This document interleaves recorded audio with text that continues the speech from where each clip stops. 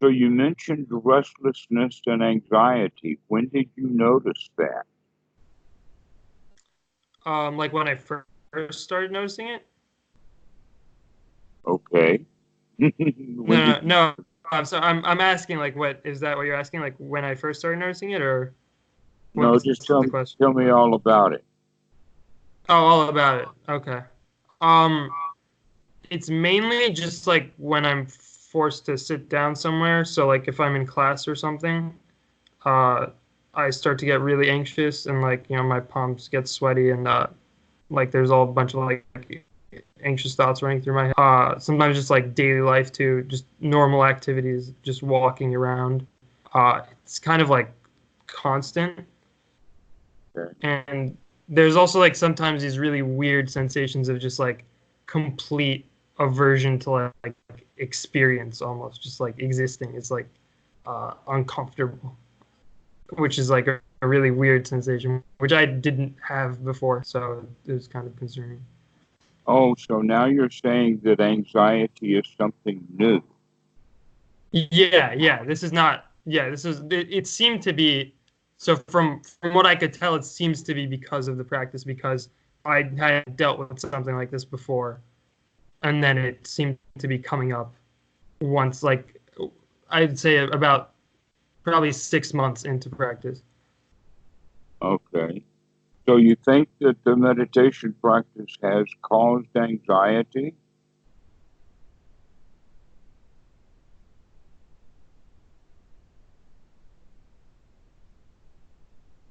Seems to have frozen.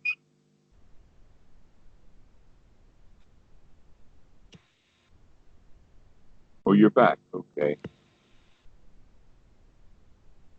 Sorry, yeah, my internet is not cooperating. I think. Yes. So my last question was um, that uh, you're making a connection, and so my question is: are you seeing that practicing meditation has caused anxiety? Yes. So what? Right. So I've also made that connection kind of because like sometimes even during like meditation, there will be like very strong feelings of anxiety just like sitting there. It'll start to get like really intense. Usually it doesn't stick around for like a very long time in meditation, but it definitely comes up as well in there as well. Before you started meditation, was it coming up? No, no, not at all. Not to this extent. I was never like I have trouble sometimes just like walking to class now, and I'll start to get like jittery and uncomfortable. And that was Okay. not coming up before. So you said that it was not to this extent, which means that in fact, before you were meditating, there was sometimes and something maybe not as Um, noticeable. yeah, I mean, very rarely. I would have like small issues with anxiety, but like extremely rarely. Like maybe once a year, I would have some problems for like 2 days or something. Uh, Do you think that the meditation practice that you're doing is good, correct, and proper meditation practice? so it's possible that it's not. I try to go by what I like because I just go by like things I read online. I don't have like an actual teacher, so it's possible that I'm not doing it properly. Um, how many possibly famous or local musicians do you know that learn to play music to an exquisite level without a teacher? Probably not any. When you learned to read, did you read all by yourself or did you have teachers? No, of course I had teachers, of course. So this, let us say it this way. Um, Now in the United States and other places, there are a huge number of meditators by the tens of thousands. And yet, very rarely will you find someone who is successful at it. And at the same time, these many tens of thousands are doing it without a teacher. And so, in that regard,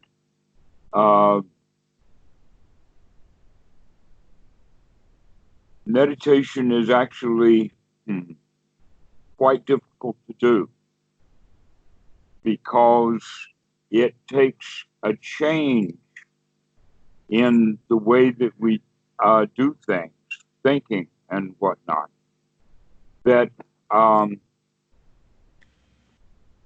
is like learning to play the piano. You've got to learn to do the fingering. You've got to learn to do the chords, and there's quite a lot to it. And yet no one that I know of has ever learned to read, or let us say learn to play music by reading a book. The same thing is true about mathematics. That when I was studying math, I recognized that if I read the book and continued into the book, by the time I was in chapter 3, I was lost. That at best what I had to do was to go back and do the examples at the end of the chapter. Only by doing the examples. But if you don't know how to do the examples without a teacher, then even mathematics, especially when we get kind of advanced into it, like differential calculus or topology, numerical analysis, that kind of stuff, without teachers, is quite unlikely for someone to become skilled. Right. And so more than likely what's happening is that you're doing something wrong. And that possibly the way that we can work with that is by looking at it from things that we find from the in the suttas. This one is in many places, that the teaching of the Buddha is good in the beginning, good in the middle, and good in the end. And yet most of the students that I hear of online and in general, from magazines like Lion's Roar and Shambhala and all of that kind of stuff, is that people are struggling with meditation. And another example of that is that due to some inside information that I have that I won't go into any detail on, the Goenka retreats, generally, the old students who come back, by and large, or let us say the median, is like 7 years. So they'll do a retreat. Now, if somebody did a retreat and got a whole lot out of it, then they would be doing another retreat fairly quickly, not waiting until 7 years later when and getting around to it. Okay, so you get the point. Yeah. So something must be going wrong if the Buddha teaches something that's good in the beginning, good in the middle, and good in the end. Because students are not getting any benefit out of it. Now, there is the other side of that. And the phrase goes like this. Actually, this is attributed to Jesus, that ye shall know the truth, and the truth shall set you free. You have heard of that? I have, yeah. Okay. But there is a third line to that Jesus is not known to quote, but it has become quite obvious that it's true.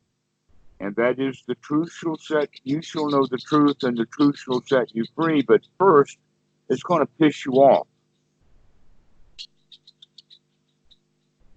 What does that mean? That means that if we run across the truth about something that we thought was otherwise, then that truth is going to destroy our long-held opinion.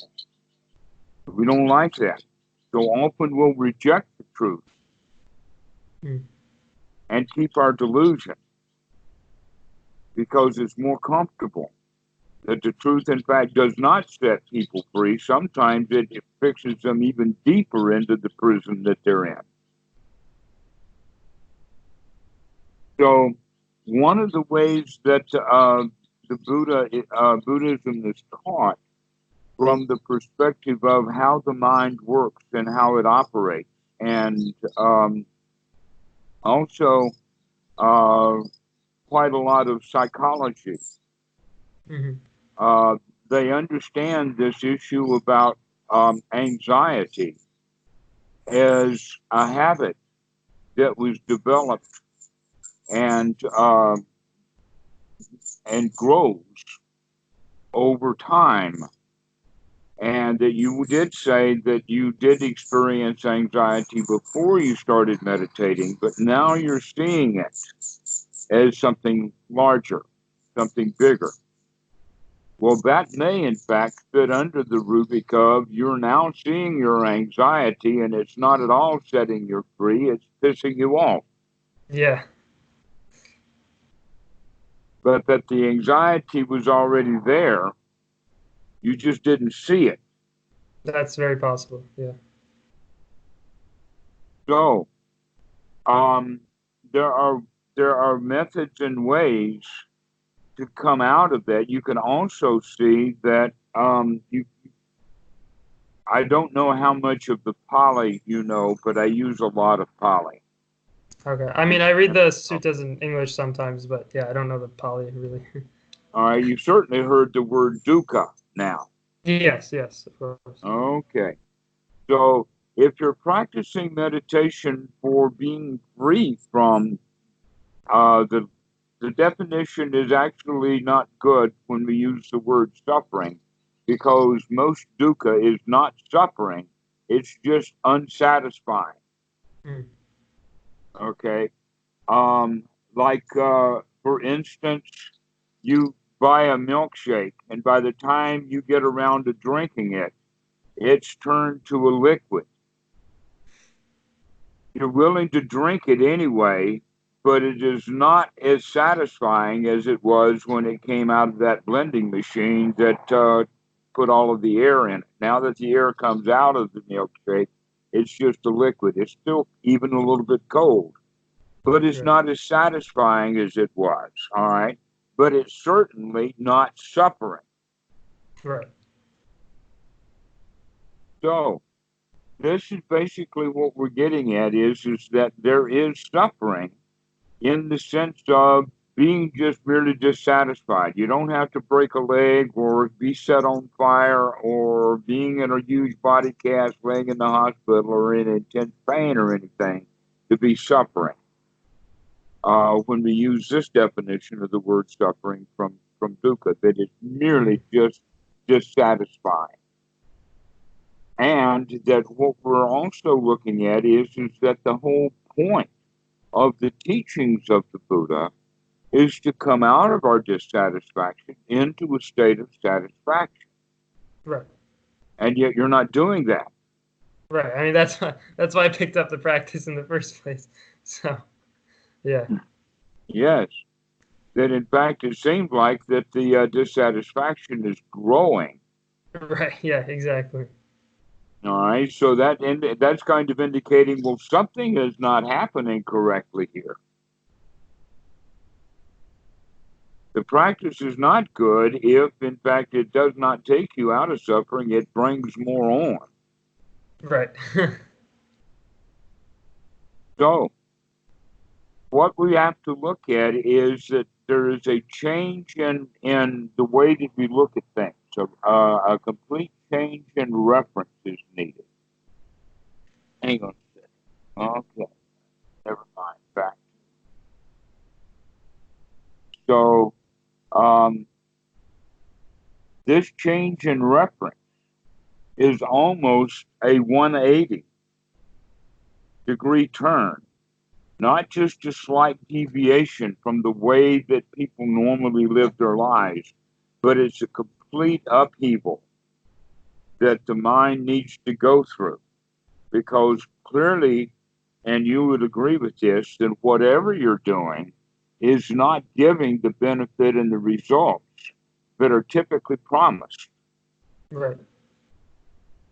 And I would submit to you that the reason that that's true is because you're practicing the same way that you've been doing everything else in your life. And so a major change needs to be done. All right. So if you can come to that conclusion, then we can start to make some progress. We can start getting some benefit. So the first thing that I'll mention to you is that Western mindset is goal oriented. You would almost say that people will practice meditation in order to reach some goal. Right. That they have kind of the idea that you have to put in effort, sometimes strong effort, and sometimes wade through a desert of bad feelings in order to get to the oasis on the other side of the desert. Or that nibbana or enlightenment is way far away. This actually fits in with the normal old religious views about karma. And when I say religious, I'm not talking about just Indian religions or Hinduism, but this is the basis of all religion, is that you do what you're told to do and you will get a reward for it. And the traditional statement of that is, if you do a good action, you'll get a good result. And if you do a bad action, you'll get a bad result. Have you ever heard of that? Yes. Yes. Okay. Do you think that is a truism? And furthermore, do you think that it's guaranteed that all action can be classified as either good or bad, and it will demand and absolutely come about that you're going to get a reward for each of your good actions and get a reward in the negative sense for all of your bad actions? I mean, it seems very unlikely. Right. Okay. So what you just said is that the law of karma is a bunch of crap. That's what you just admitted to. All I mean, right. yeah, from the surface, like if you're being skeptical about it, yeah, it seems like it Right. seems. Well, But people need to be skeptical, not just at the surface level, but just follow it all the way down. That another and better way of looking at it is that whether an action is good or not depends upon the result, not upon the action. So this is one of the basic foundations of misunderstanding, is that people believe that if they do something good, that they're going to get a good result.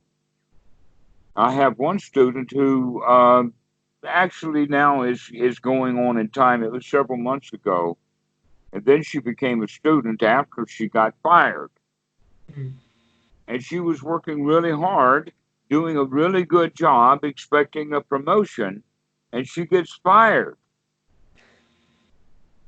Doesn't that kind of prove that that law of karma actually is something wrong with it? yeah, Okay. Here's an example of what we're getting at, or another example.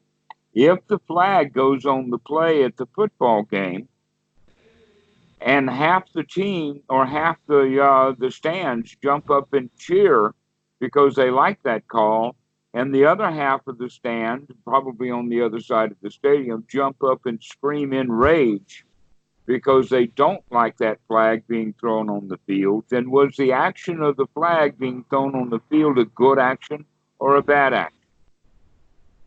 right, impossible to say. Well, you can tell. You can tell that, in fact, it's neither a good nor a bad. It depends upon the opinions of people who are judging whether it's a good action or a bad action. That the Right, goodness or the badness of an action doesn't depend upon the action itself inherently. It depends upon whether people like about it because of their expectation. This is a good action because I expect this action to give results that I'm going to like, but sometimes it doesn't. right, Okay. So This is another way of looking at one's meditation practice. If you're expecting something from it and you're getting something else, then you're not going along with the law of karma. Here's another example. If you put money into the stock market, if you invest and your stock folio goes up, then that investment was a good idea. It was good action. Sure. But if you invest in the stock market and the stock market goes down, now you'll claim that the action of buying the stock was a bad action because it gave a bad result. So in that regard, the result and our feelings about the result and our judgments of the result determine then the value of the original action. That kind of turns karma on its head, because in the way that it's expressed is that we already know that the action is good. That's inherent in the action, and that it's going to give good results. Mm-hmm. Okay, but one of the things that we have to look at is that that's future oriented. Things are often much more complex than we want to see. An example of that is with all the huge supercomputers they have in Huntsville, Alabama, with the Weather Service. And no matter how many satellites they put up, and no matter how many different pieces of equipment that they put at airports all over the nation so that they know the wind, the velocity, the barometric pressure, they know the temperature, they know the rainfall, etc., of all instantaneously at all of the airports all over the United States, plus all of the information from all of the satellites, and still they can't do a reliable forecast. Mm.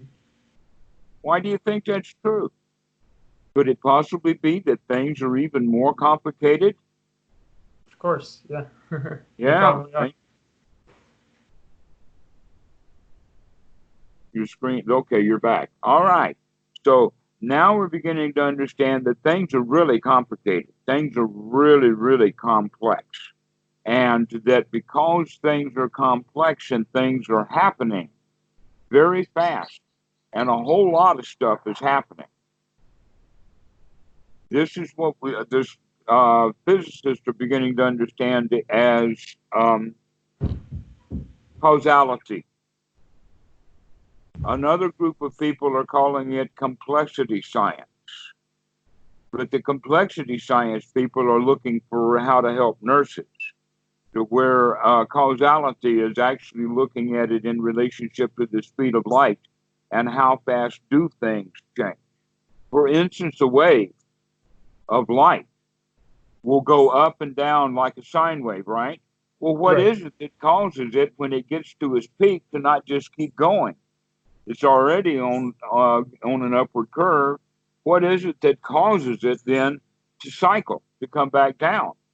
That's what we're looking at, and how fast is that? Mm.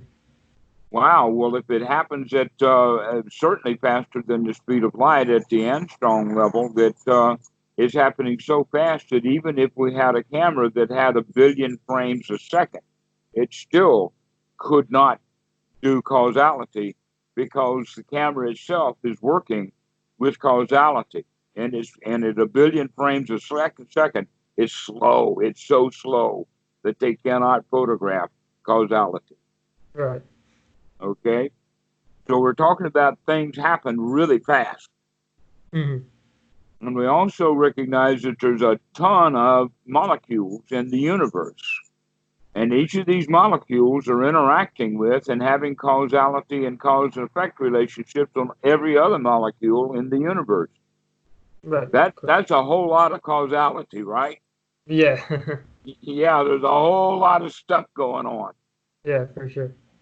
Which makes the future very difficult to predict.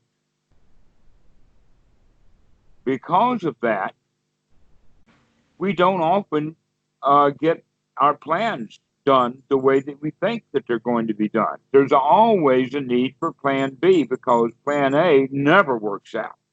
Why? Because we were not capable of keeping track of all of the things that could cause plan A to go wrong.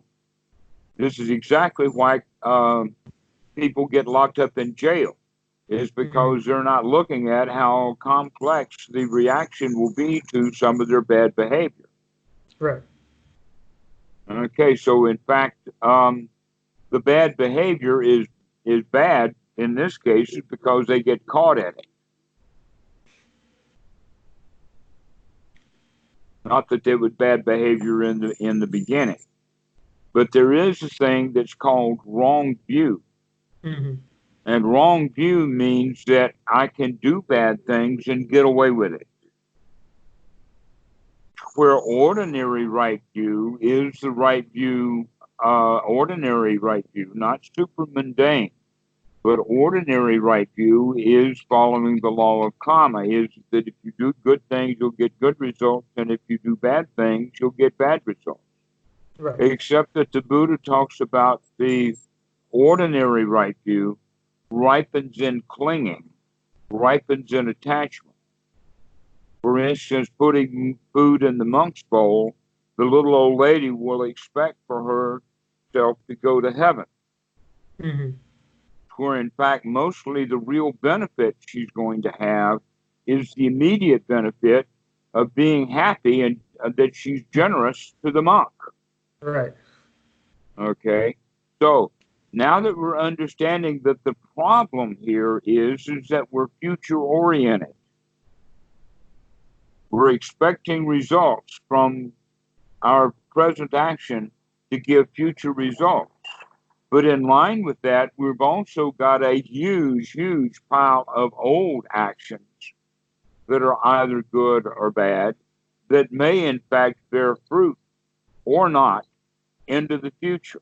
An example of that is, I'll give you this example. The little old man was in his hovel. This was a story that was happening 10 or 20,000 years ago. And that he has an anxiety in the evening time. And he says, I know what that is. I know why I feel agitated. It's because the lion or the jackal may climb over the fence, or the goat might get out. Let me go out and fix the fence. And so he spends a couple hours in the night gathering stones together, builds his fence up so that he feels secure that the goat can't get out and the jackal can't get in. He comes back into the hut, he settles down, he cools off, and he comes back to a state of rest only to experience the anxiety again. But in fact, the anxiety was not related to the fence. Right, clear. That was what he thought, though. In other words, he was taking something out of the past and deciding to do something in the future, hoping to make the feeling that he had go away. How often do you see that happening? Fairly often. Many times people will buy a car thinking that if I buy the car, I'll be happy, I'll feel good. I don't know why I feel bad and disappointed now, but I know if I go buy a car, I can get rid of this bad feeling.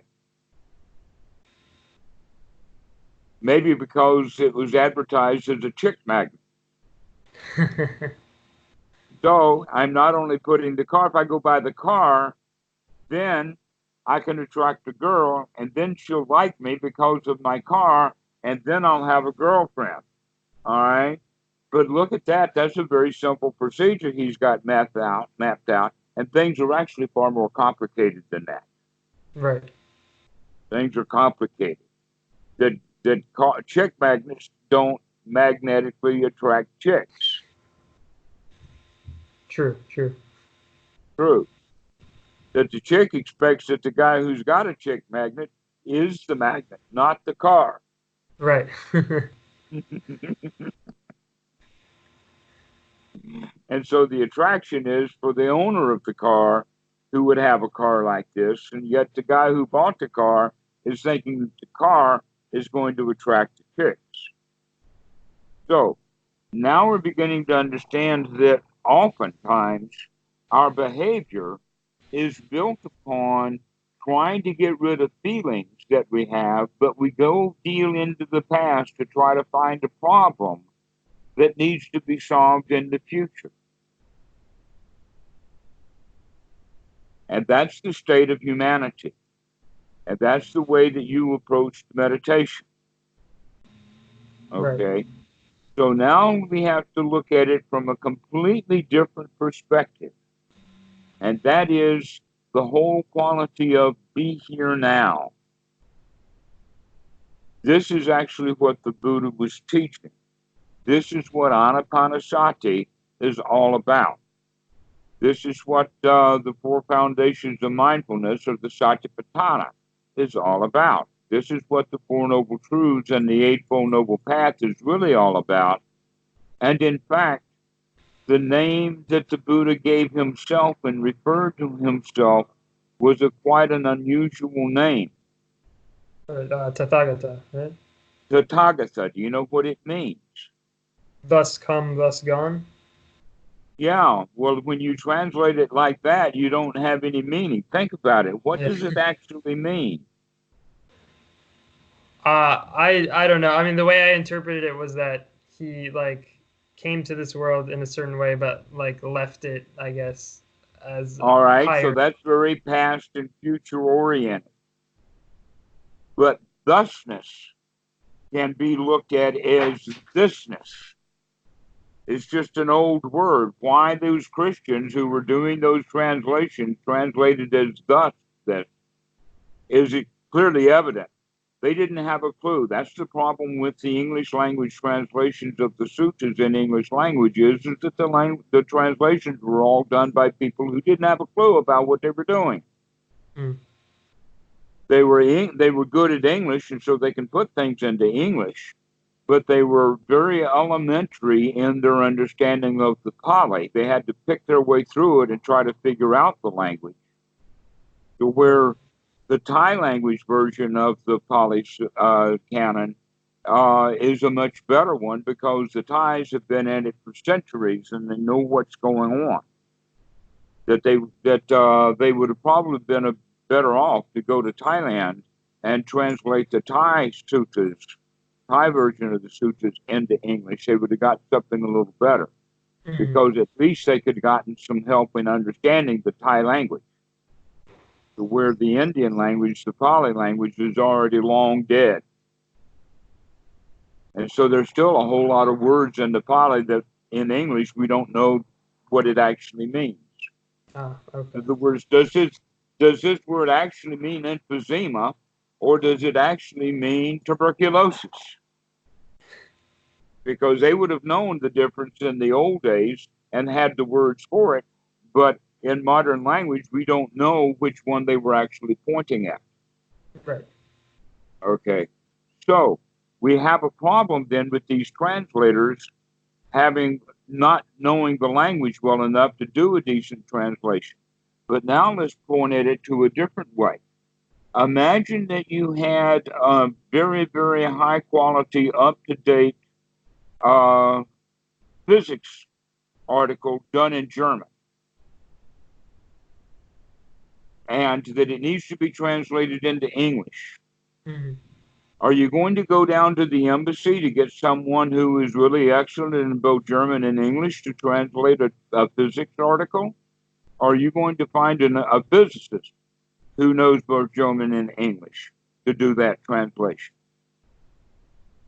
Probably a physicist. Precisely. In other words, you're hoping that someone can read it in German and actually understand it Right. before they translate it into English. Yeah.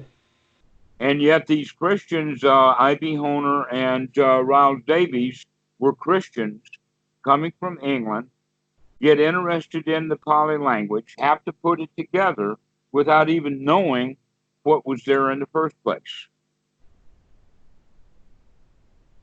And so this is a big problem with the English translations of the Pali Suttas, is that it was done by people who did not know what they were doing, and they were not really sufficient in the language that they were translating out of. And that blows your mind. Right. And that's what gives us really silly words like thus. Where do you think that these guys got the word thus? It sounds like they got it out of the King James Version of the Bible. Right. Yeah, that's what I would think. Well, you would expect them to get it out of the King James Version of the Bible. That's all they know. But what this word thusness or the word tatata actually means is this present moment. This one right here, right now. Eckhart Tolle uses that term, this present moment. He's actually got a book, I think, by that title. And Ram Dass, back in the early 70s, wrote a book called Be Here Now, which was the teaching. Okay? So if we look at it, that if the Tathagata is actually going to be using this thus come, which means someone who has come to the present moment. Where did he come from? He came out of the past and out of the future into the present moment. And that's the actual practice of Anapanasati. Except that most of the Westerners are expecting, if I do this, I'm going to get some results later. Which means that they're bringing the past and the future back into it. A better way of looking at it is that meditation is a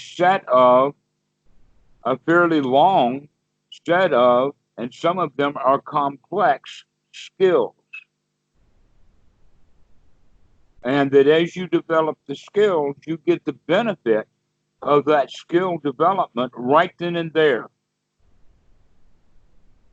And part of the right then and there skills that you're seeing, and you see that the skills both work at my level and also see that there are skills that need to be developed, that they'll improve, then confidence begins to grow.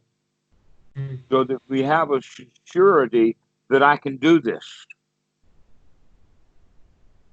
And so this is basically the foundation that has taken me nearly 40 minutes to get around to, that is not taught in the books. Right. I mean, I don't know if you're like interested to hear this, like from what I was reading, like the way they made it seem was that you're supposed to go through some difficult like stages. I don't know if you've heard of him, but I was reading like Daniel Ingram, who's like is from like the Mahasi tradition, and he likes to use those stages a lot. So I figured, okay, this is maybe normal, but it was getting pretty intense. Okay. Turn your camera off and back on again. It's frozen. Oh, but sure. If you turn it off and turn it back on, Skype will get it going again. Yeah. Okay. There you go. Okay. Yes. Okay. Well, what you're telling me is that it sounds like that Dan Ingram himself had a lot of trouble. Yeah. And that he's projecting that if he had a lot of trouble, everybody's going to have a lot of trouble. And yet, the Buddha keeps talking about that it's good in the beginning, it's good in the middle, and it's good in the end. That the trouble is optional. Mm-hmm. Okay? So, just because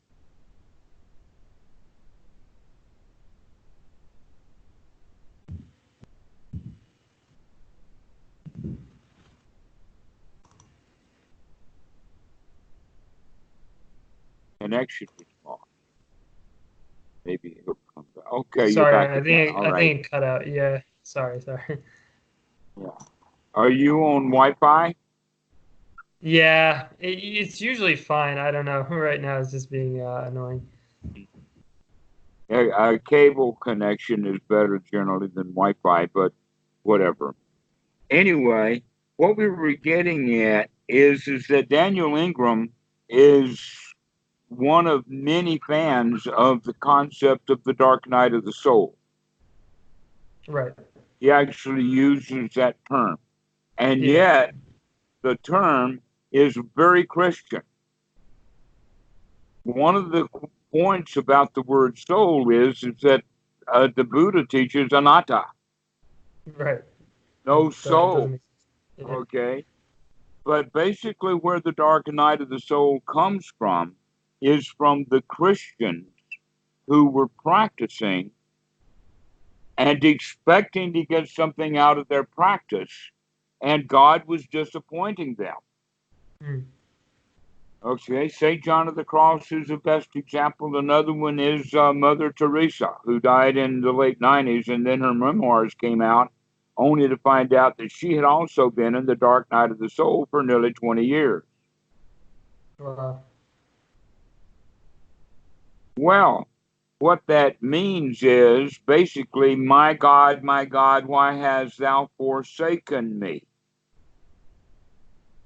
That's a loser's attitude. And yet the Buddha says to become a lion, become strong, not weak, not dependent upon some God who's going to disappoint. Mm-hmm. Why doesn't God answer the prayers? Well, God is not in the habit of answering prayers. It doesn't matter what the stories are. Right. If he was in the habit of answering prayers, then the scientists would pick up on it immediately, set up a scientific experiment, have a whole group of people do a whole lot of praying, and then watch the bouncing ball come alive. Exactly. And it Exactly. doesn't happen. Very true. Very true. Okay. And yet, people who are expecting God to do something and he doesn't do it, now they've got no place to go. Right. There is no place to go. If God's not going to make me happy, then I'm doomed to misery. Mm-hmm. This is a kind of despair. What the Buddhist is more likely to do is go through a level of disgust, not despair. When we really see how ugly things are, how bad the world is, and the way that it's made me feel, then we begin to see that the world itself is disgusting. But then the second part comes in is when we recognize not only is the world itself disgusting, but the fact that I still cling to it. Now that's disgusting. Even though I know that it's disgusting, I still play with Right. it. Like this insane person that'll take his own feces. He knows it's disgusting, but he still rubs it on the wall. Why? Because he's trying to make something even more disgusting, making a message, because he knows that the attendants are going to have to clean the wall. Right. And we live our lives like that. We spread our disgust. That's why the world is disgusting, is because there's so many people who are disgusted. And there they are spreading their stuff on the walls. Yeah. So we can see then that there is a major distinction between what the Buddhist practitioner is going to be doing. He is seeing things as disgusting because that disgust, both the disgust of the world and the disgust that I'm clinging on it, will allow the student then to let go of that disgust. But the dark night of the soul is different than that because it is the pit of the pit of despair where there's no way out. Right. And so the dark night of the soul as a concept does not fit what a practitioner of the Buddhism is going to do. That in fact, there is a wall drawing. I'll send you a copy of it after we do Sure. this. That's at Watsu and Moke. And in the upper left-hand corner is the term free is now. then the major part of the drawing is well, he's the well-known hoi toi. In Thai language, his name is Praputa Chow, and that he is the fat Buddha. And in this drawing, he's got his hands in the air, like is often done, with a great big smile on his face. And then way down below is the picture of the village. And so it has the appearance that here he is floating in the world, or floating up in the air, and the world is below. And now on the right hand side, down the column, is this phrase. Please memorize it.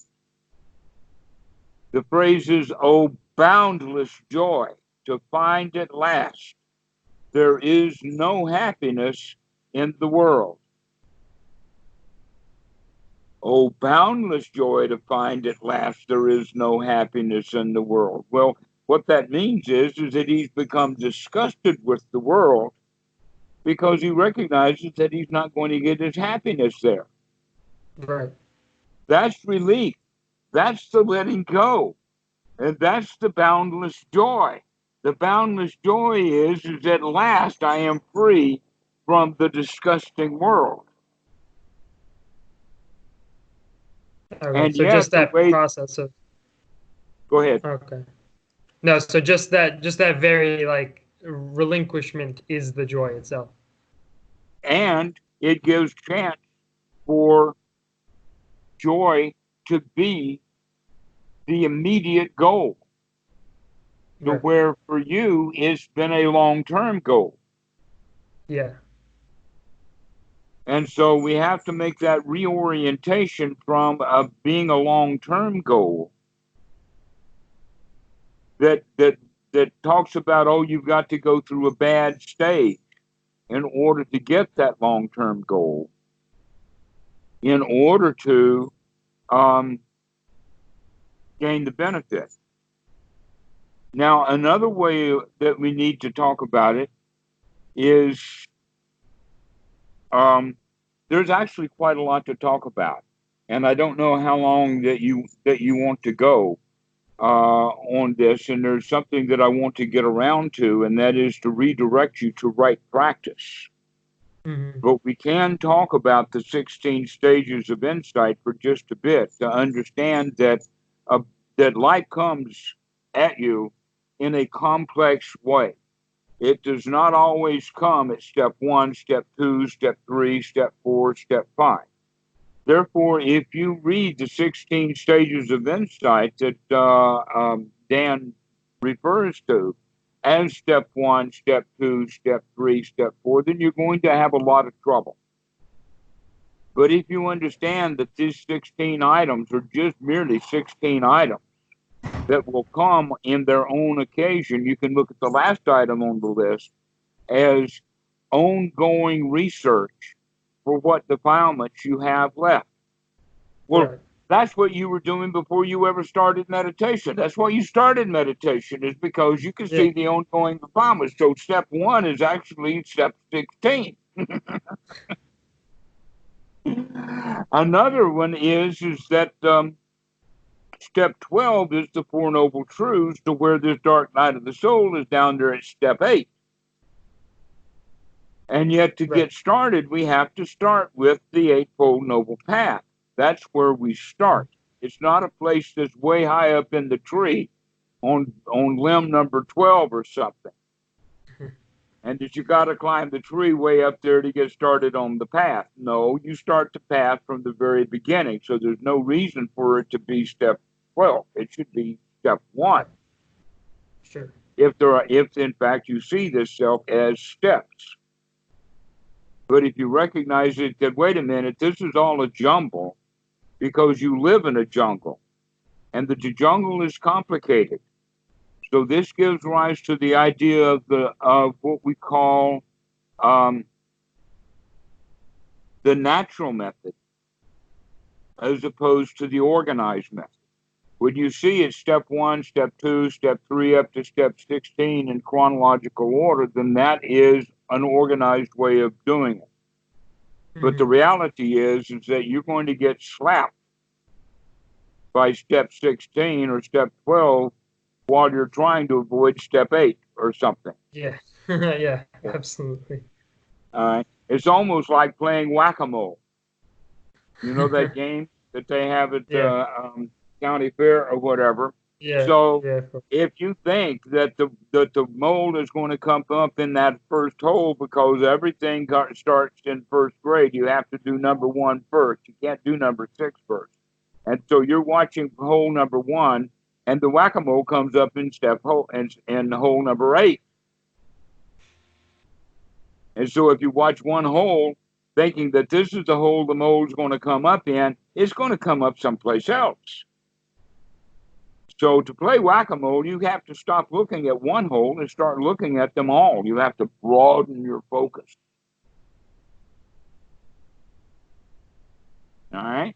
So this is basically what meditation is really about, is just to broaden your focus to encompass all that there is that can be seen in this present moment. And yet the word samadhi has been wrongly translated as the word concentration. So all of the good little meditation students, they say, oh, concentration, concentration, let me concentrate on something.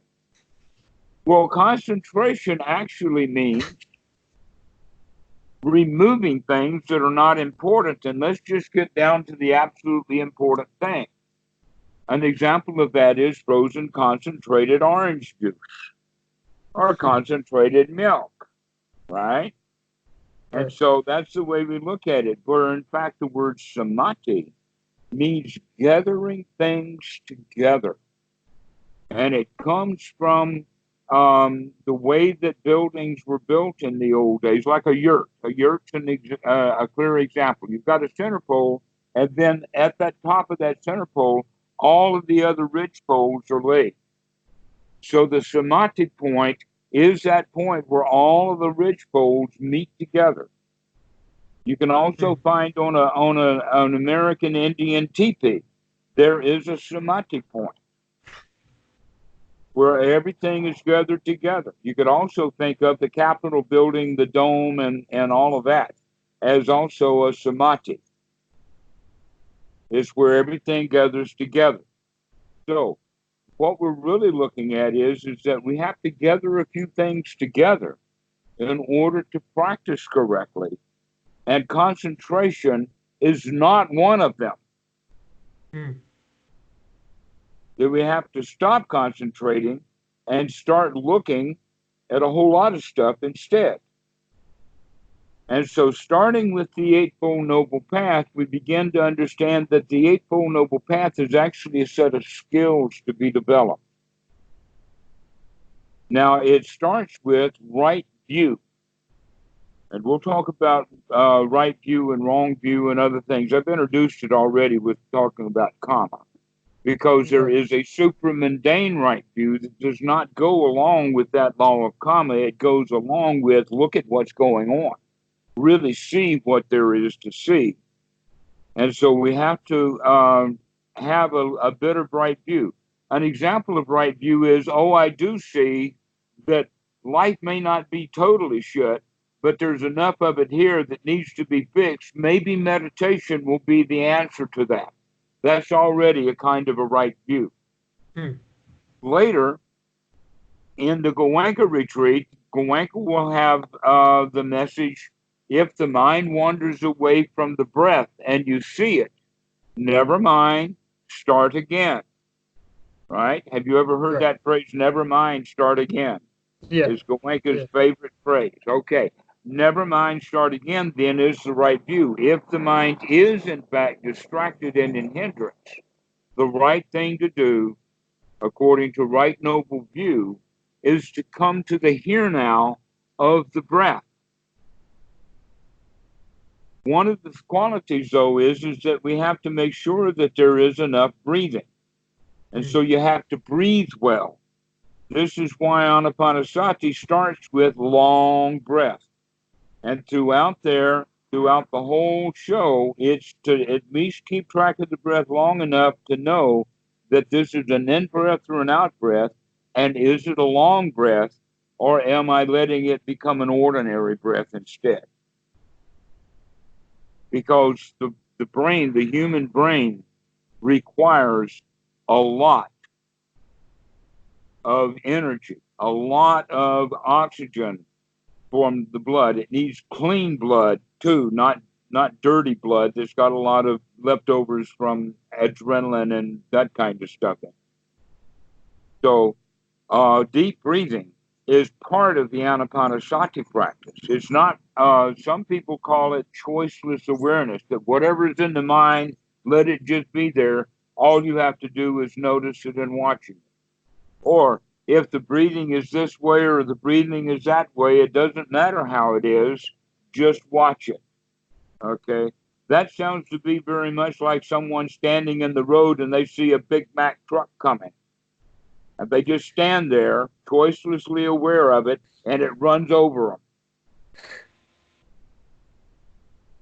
Do you think choiceless awareness is the right thing to do? That's almost the same. If the truck runs over them, then why even bother to know that it's coming or not? Maybe if you see it coming and don't get out of the way, that's even more anxiety. So you wind up being in worse shape with choiceless awareness. That if you didn't know and then it smacks you, then all you've got to do is dealing with smacking you. But if you knew it was coming and you didn't get out of the way and it did smack you, here you are laid up in the hospital bed saying, why didn't I get out of the way?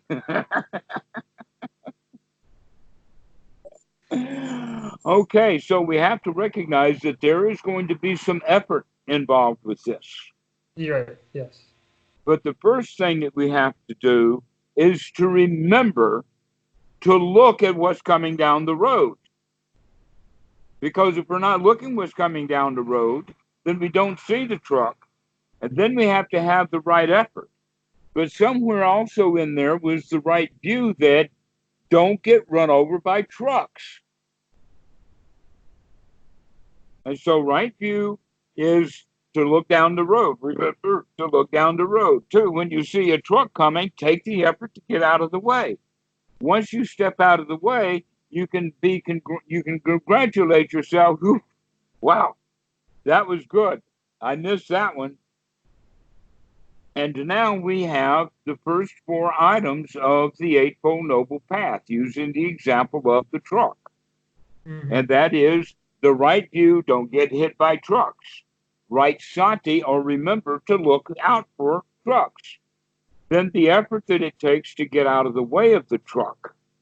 And then the congratulations and the relief of having gotten out of the way and not gotten run over.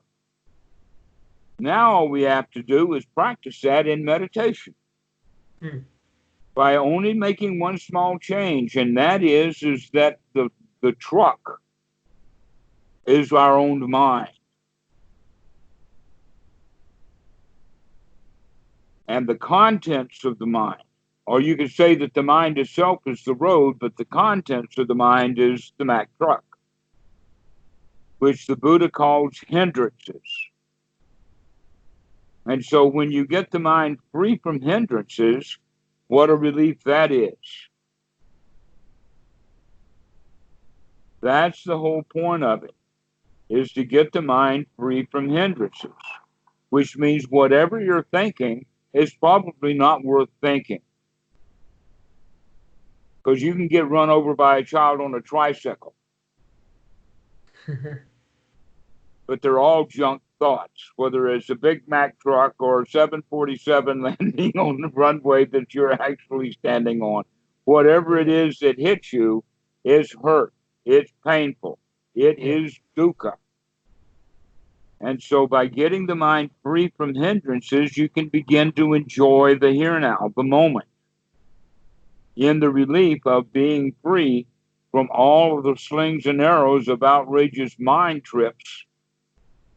This is what it's really on about. So really what your practices should be is to be able to figure out what thoughts are wholesome and what thoughts are not going to be wholesome. Those that are going to lead to dissatisfaction. So if you have thoughts of wholesome, you'll have thoughts of being satisfied. You'll have thoughts of being relieved. You'll have thoughts of being at rest and at peace. And here you are experiencing anxiety.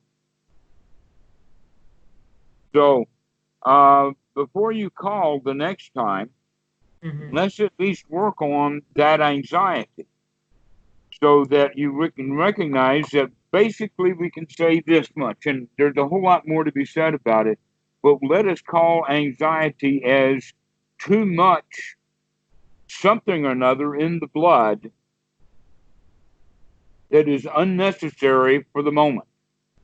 Right. That there was a time in the past when there was reason to be afraid.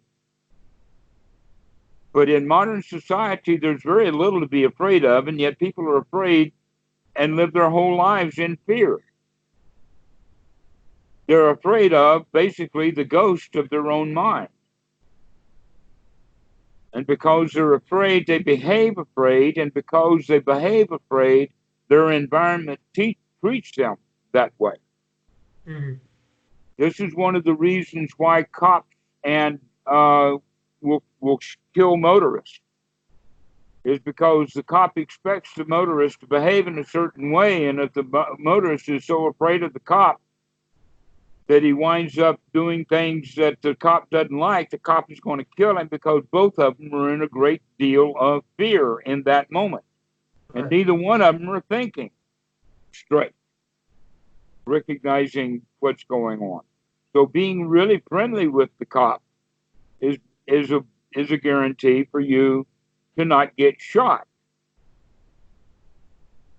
But you have to be in a state of fearlessness to be not afraid of the cop. And yet everybody that I know of, when the cop stops them on the highway, they become fearful. Well, if we can take that analogy to our whole life, if we see everything in life as a friend, is not dangerous, then we can deal with it. First off, because if we can see things as friendly all the time, then there's no need for the reptilian part of the mind to start pumping out through the pineal and the pituitary gland to start talking to the adrenaline gland saying, hey, put some of that crap in the blood because I'm going to need it in a minute. And that's what the anxiety is generally because you've got stuff in the blood that you don't need. Right. Well, you've probably been doing that for a long time. But now the way that you're practicing meditation is becoming up and you can see it. And there's a way of dealing with it. The first thing that we want to do is when you see it, recognize it, just take a deep breath. Okay. Now you can do that whether you're walking to class, whether you're in class, or whether you're sitting on the cushion. Then in fact, cushion meditation is all about getting yourself into seclusion so that you can deal with only the mind. But the whole point of doing that in seclusion is to learn to deal only with the mind, so then the mind itself can then deal with the world, right, which we've already defined as a pile of crap. But you can't leave it. You got to be in the world, but not of the world. You got to be the guy who's there scrubbing the shit off the wall, not the guy who is painting the wall. Right. All right, because guess what? These walls are in your mind. True. And so you need to be cleaning the walls rather than painting it with anxiety. So whenever you recognize the anxiety, you can in fact become quite skilled then at giving yourself permission to not feel anxiety, to where most people, when they feel anxiety, they say, oh no, I feel so tense and uptight. And by doing that, they add to it. It's quite possible that through meditation, you were able to see the little anxiety that's been there all along, but by able to see it, now you've grown it into something that's huge. Yeah. Rather than seeing it as something small that can be breathed away with the right, and then the scrubbing of the wall is changing whatever it was that you were thinking about. For instance, when you're going to class, and getting the anxiety, basically what that means is that you're future oriented. You're thinking not about the anxiety you have right now. You're thinking about the anxiety that you're going to have when you get into class. And by doing so, you're giving yourself that anxiety right here on the way. That's very true, actually. Yeah. Yeah. Isn't that insightful? So, when the anxiety is seen as something smaller at whatever level it is, when it's finally seen, we can do something else about it. One of the things that we can do is take the right effort by saying, first off, recognizing, aha, I see you, Mack truck that I'm labeling anxiety coming. I see you. I see you coming. And you can say to yourself, I see that anxiety. Mr. Anxiety, I see you now. I can see that stuff. And while you do that, that's gladdening the mind because you're giving yourself credit for it. Now, going back to that phrase about you shall know the truth and the truth shall set you free, but first it's going to piss you off. Okay, well, your anxiety has pissed you off. Yeah. So now it's time to get over that and just see it as true. Because if you see the truth of the anxiety, that will set you free from it. But so long as you don't like the anxiety, you're stuck with it.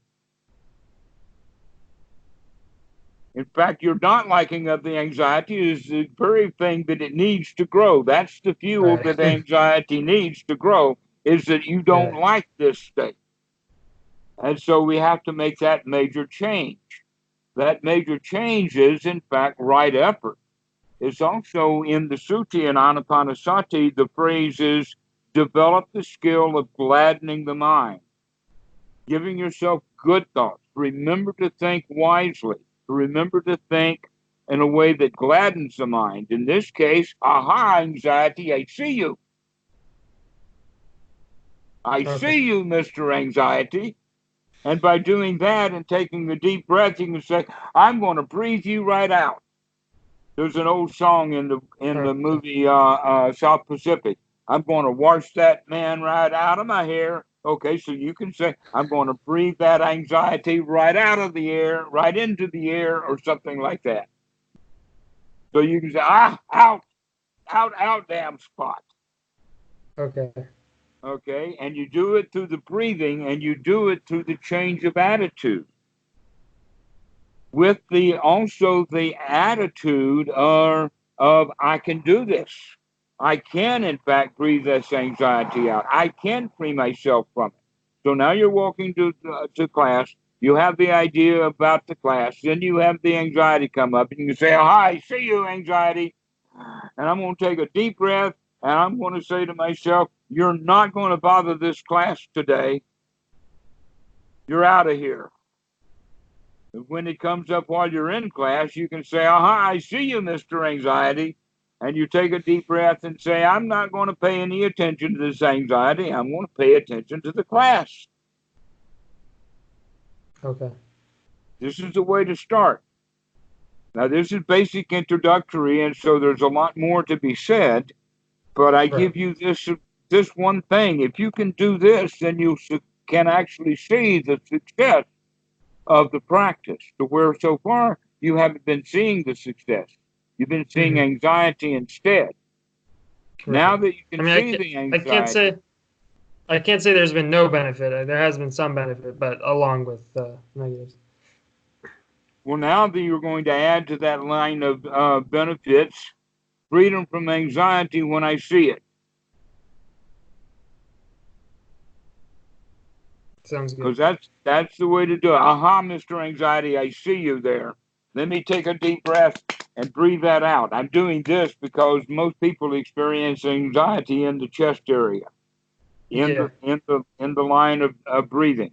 Okay, so you can actually breathe right into that area. Think about it in the sense of, as I'm breathing in a long, deep breath, I'm breathing in enough air that's going to break up that anxiety. And as I breathe out, then I relax and let that anxiety float out. And then I breathe in deeply again, and break up that anxiety. And then as I breathe out, I let it relax. And by the time you then get to class, you'll be so relaxed you might go to sleep. So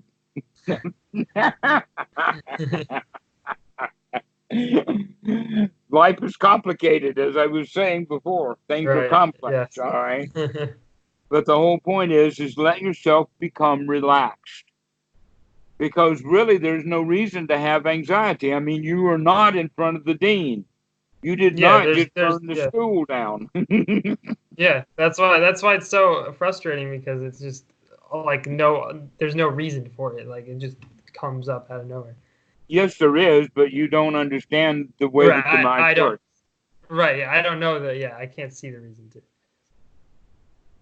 But part of that you'll begin to understand that you have anxiety now because you've been in the habit of having anxiety your whole life. This is not something new that's come up. Just the intensity of it is what's changed. But the intensity has a lot of the result of paying attention to you. In other words, the anxiety you see is a whole lot bigger than the anxiety that you don't even know about. But having that crap in the blood is there whether you know it or not. And so it's better to know it. Yeah.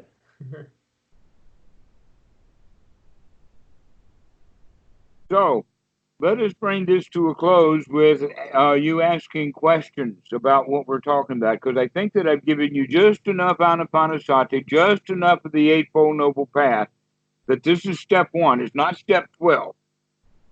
Right. Okay. The Eightfold Noble Path, you have to practice it right from the very beginning, to remember, to look. And that remembering to look, they call it mindfulness, but I don't like that word, because nobody uses that word in English. The only time that people ever hear the word mindfulness is after they've already heard about Buddhism or something. That's true. It's not a common word. But to remember and to look, that's very common. Common language. To look at what you're doing.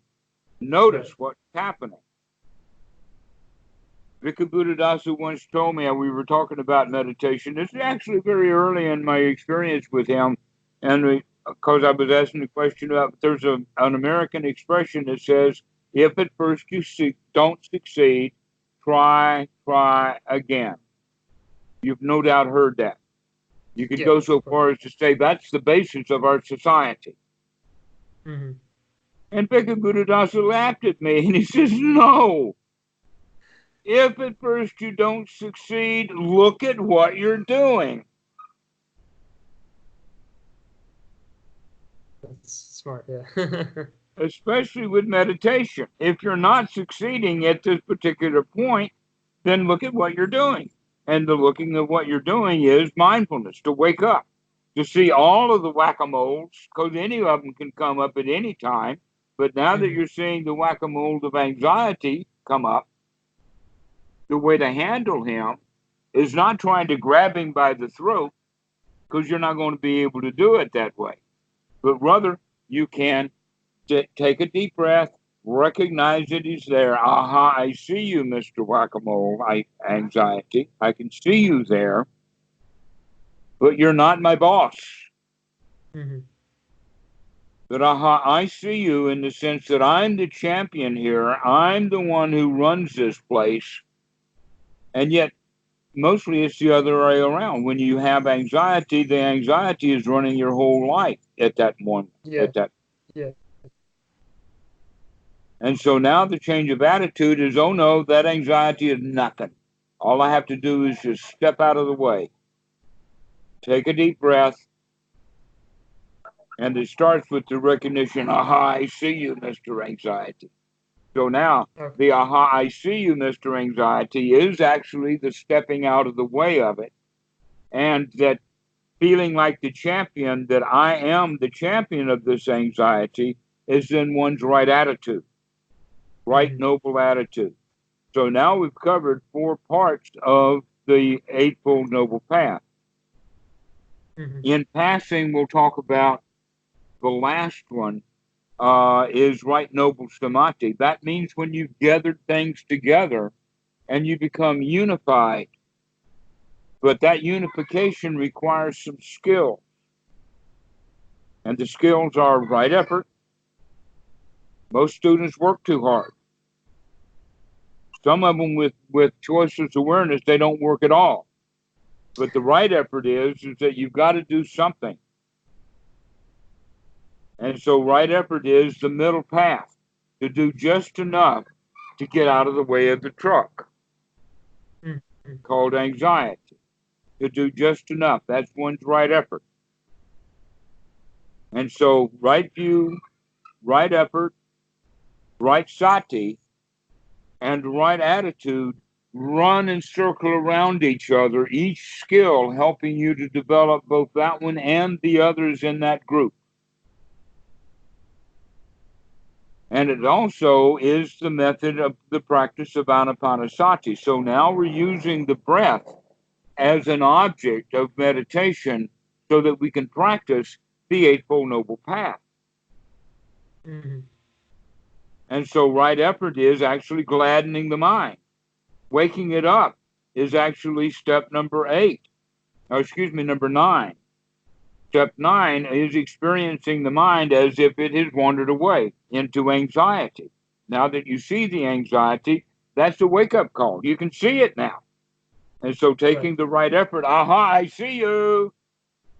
Aha, I can see you, Mr. Anxiety. And then doing the effort of taking a deep breath or 2 or 3. Start to breathe deeply. Start to think about that anxiety breaking up. Think about, in fact, or imagine that the breath is purifying the blood and taking out all of the chemicals that were giving you the anxiety. All right. So, I've got another caller coming in, but we're about to finish up. If you don't mind, I'll introduce you to an old friend named Willie. Sure. Willie has a habit. In fact, he's almost an expert at calling only when other people have called.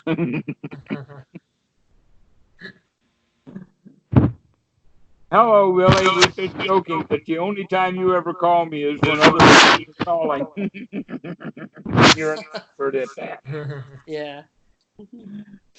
So, how do you spell your name, Jordy? Yoel? How do you say your name? Oh, sorry. Yeah, it's Yoel. Yeah, how do you say it? Yoel. Yoel? Yeah, that works. Yeah, like Joel, but yeah. Like Yul Brenner? He has a U, not an O. Yoel, okay. And this is Willie. Hi, nice to meet you. Hi, nice to meet you. He lives in New York, but his family and his whole life is in Hong Kong. I see. Gotcha. Okay, well, we're about to finish up, Willie. So, Yoel, do you have any questions about what we've talked about so far? This is his first talk. Maybe just like, so I should I understand, like I should like use the breath to sort of diffuse the anxiety like in daily life. Do you have any like suggestions for improving like my meditation practice so I don't continue doing something wrong? Remember to see what you're doing wrong. Remember to take a look. Okay. Because anxiety is only one of a long list of pieces of junk that can come into the mind. Yeah. Okay. All right, Mostly about the past and the future. If you're thinking about the past or the future, that's when anxiety is most likely to come up. Okay, I see. And so spending your time in the present moment is a new skill to be developed. And so you'll have to learn to spend time in the present moment. And the only way you'll do that is by remembering to spend time in the present moment. That's when you're actually able to take those deep breaths. It's right now. Right. You can't say, oh, I see you, Mr. Anxiety. When I get into the classroom, I'll take a deep breath. Right. Okay. Sounds good. No, you got to do it right now. So All right. remember to breathe Now, right. deeply. Okay. All right. Thank you. All right. That was, Well, anything else then? I think that's it. Yeah, that was very helpful. Thank you. All right. When are you going to call back again? Whenever is good for you. No, no. I'm, Actually, it's whenever it's good for you. It's always good for me. I'll jawbone with you all day long. maybe in a couple of days or so, just to All follow up. right. I'll see you in a couple of days. Yeah, Yeah. Go practice yeah, what we've been yeah, doing, and we'll yeah, yeah. talk I'll about it be in some touch. more later. All right. Well, we'll All see right. you. Yeah. Thank you. Bye. Yep. Nice to meet you. Yeah. Bye. Nice meeting Okay. you. Bye. Bye bye. Bye. Willie, I'm going to turn the video off, and we'll turn it back on. Sure. Okay. Gotcha. Off again, on again, right? Mhm.